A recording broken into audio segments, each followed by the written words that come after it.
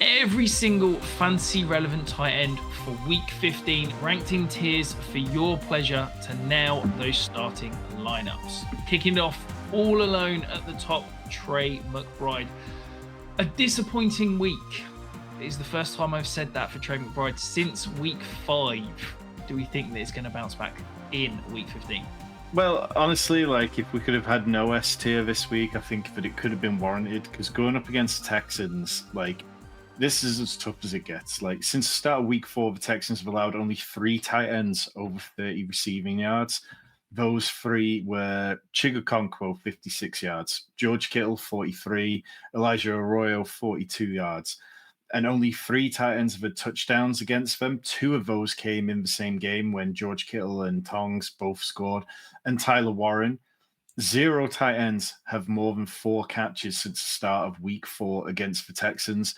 Now, yes, Trey McBride, what he's been doing lately, it should be the exception to the rule. Like his fantasy points over since week 9, well, since week 6, 21.2, 29.4, 16.5, 27.7, 27.5, 16.9, 22.2, and 10.8 last week when it disappointed slightly. It should be able to break through and be the exception, the curse breaker. But I'm just kind of saying, I think that Trey McBride's probably going to have a fine week because of the volume and because of his sheer talent. But I don't think that it's going to be a 25, 26, 27 point week. In the A tier, we do have George Kittle and Brock Powers. George Kittle has been on a solid, reliable run. 4 straight weeks, double digits, including 2 of those weeks breaking 20 points. Off the bye week, hopefully healthier again. Do you think that this could be a good George Kittle week? Well, yeah, I mean, you look over his last 4 and 2 games over 23 points and then 2 games below 14 points. Now, obviously, at the tight end position, if you're scoring double-digit points, that's a good week. The Titans, they've allowed their 14th most schedule-adjusted fantasy points to the position. Their pass defense ranks 29th.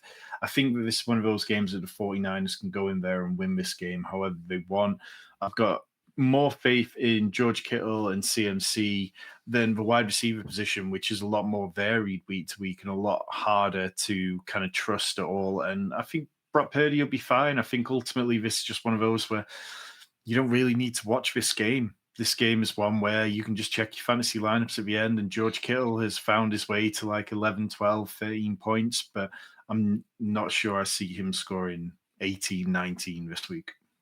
Look, you've come to this video, this channel for fantasy advice. Those top 3 start sits, you know you're starting them. You didn't worry. But before we get into the meaty part of the video, make sure you are hitting that subscribe button. Come and join us so we can help you bring home the title. In the B tier, we've got Kyle Pitts, Jake Ferguson, and Harold Fannin. Kyle Pitts has been on a nice little run, back-to-back 15-point weeks. You look good with Kirk Cousins under center. Is that going to continue for a 3rd straight week? I think it could. I mean, definitely like Darnell Mooney stinks at the minute. It's been really miserable for him. And Kyle Pitts has just really found his feet in the league this year. You know, he's had 7+ targets in 5 of his last 8 games. The touchdowns haven't been there. And so often at the tight end position, that's what really helps you separate. But I think when you watch the film, Kyle Pitts actually looks good again. Now, in this game against the Bucks over the course of his career, he's been pretty decent. He's had 33 catches for 463 yards, 3 touchdowns in 7 games against the Bucks. So that's an average of 66 yards per game. But I don't necessarily think it's going to be easy to counter that because Kirk Cousins is still one of these quarterbacks who's very up and down. Like he has his moments, but it seems fair to say that Kirk Cousins might not be a starter next year for good reason. And the Bucks, they've allowed the 9th fewest fantasy points to the tight end position this year. So I don't necessarily think that Kyle Pitts is a bad play. I mean, I think that he's going to be fine, but it's more just concern for this Falcons offense overall. And one player that, look, let's be honest, if you've watched this, been a member of the Sanctuary since February, you know, and hopefully have got plenty of shares of Harold Fannin. He is now the tight end 6 overall on the season. There is no David Njoku.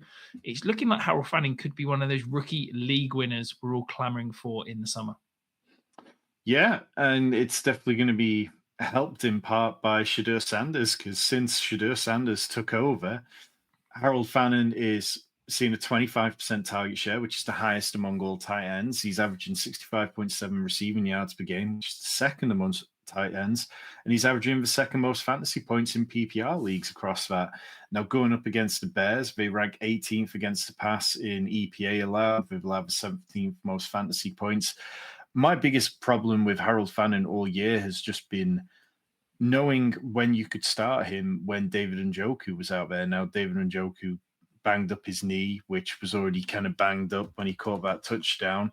So if we get a clean run out for Harold Fannin, I think you have the potential of the tight end one on the week. The Bears, they've been up and down against this position this year. Like, they've allowed 5 different tight ends to score touchdowns against them, only one since week 10. But I think that Harold Fannin's such a focus of this passing game that you can start him with a lot of confidence. And then in the C tier, we've got Travis Kelce, Dalton Kincaid, and Brenton Strange. I feel like I say the same thing every single week when it comes to Dalton Kincaid. He played 35% of snaps last week and still managed to get home with 14 fantasy points. Can he continue this insane per route run season, or will we finally see him see some more snaps, some more volume, and could he be a fantasy superstar if he does?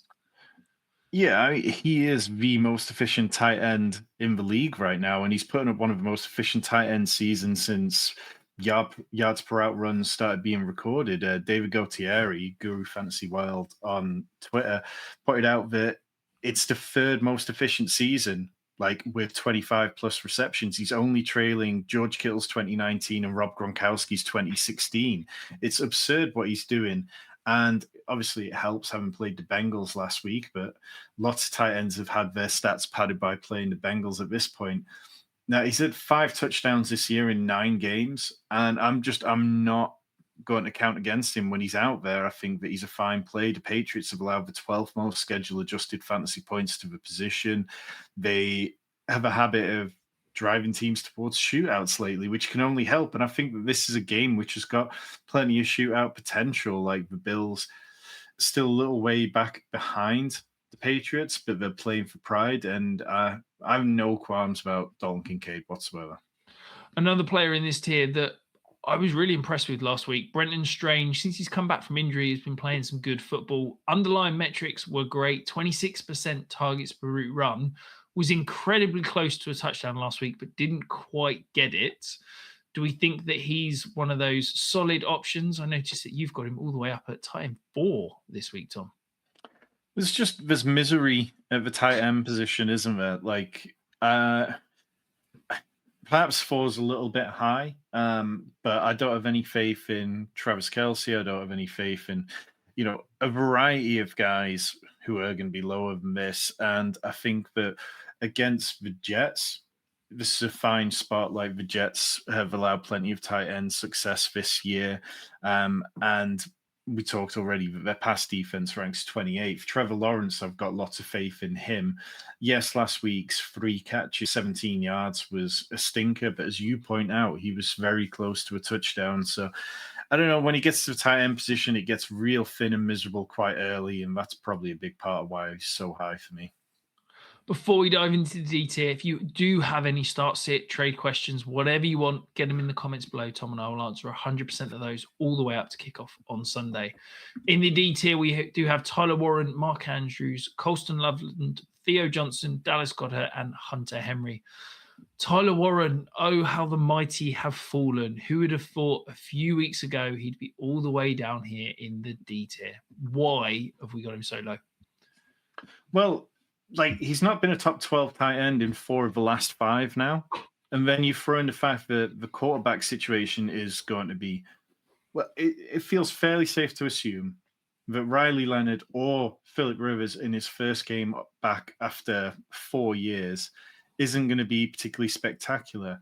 Now, with Riley Leonard out there, the target share went to Michael Pittman at a 32% rate, Alec Pierce at 23%, Josh Downs at 11%, Tyler Warren was at a 17% rate, which is kind of fine. It's respectable. But Tyler Warren hasn't been finding his way into the end zone. We had some hopes coming into the season that Tyler Warren would take some wildcat stuff and be used around the goal line potentially. We've not seen that. Maybe that happens now. But I think it's much more likely that this is just going to be a game where Jonathan Taylor is leaned upon very, very heavily. And even though the Seahawks will have the sixth most fantasy points to the tight end position, I can't put any faith in him. Also in this team, we've got Colston Loveland, who eye test wise looks phenomenal. And I can't understand why the Bears can't get him on the field more over Cole Kmet. If you're looking for a dart throw, a tight end or bust option, could Colston Loveland be the guy? Yeah, I mean, over the last 6 weeks, he's the tight end 6 in total fantasy points. So there's plenty to like about him.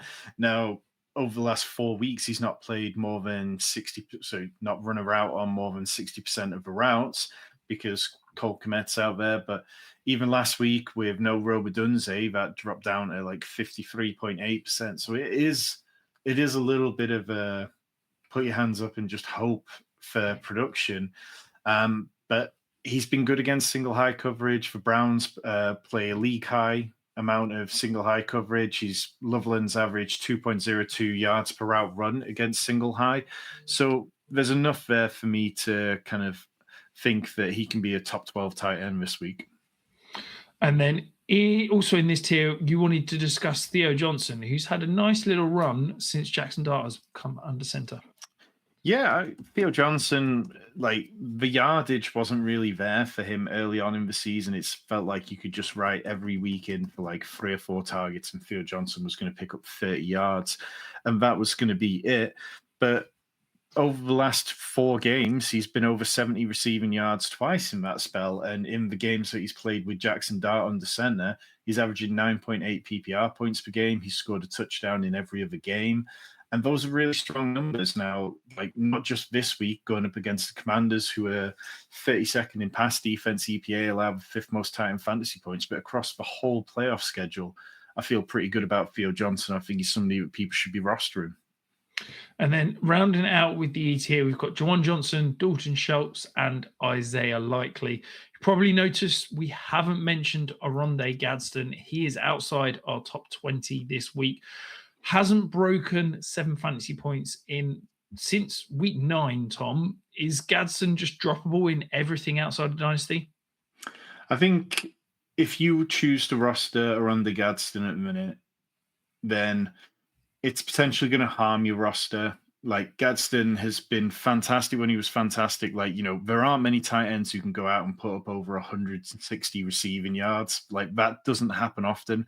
But with the scheme they're having to run because of the issues at tackle, with the way that Justin Herbert's throwing at the minute because of his hand, like if you want to start a guy who's getting you less than 40 receiving yards every single week, hasn't found the end zone since the middle of October, and only has 2 touchdowns all year, I would rather be spending that bench spot on a running back or a wide receiver than on a second tight end.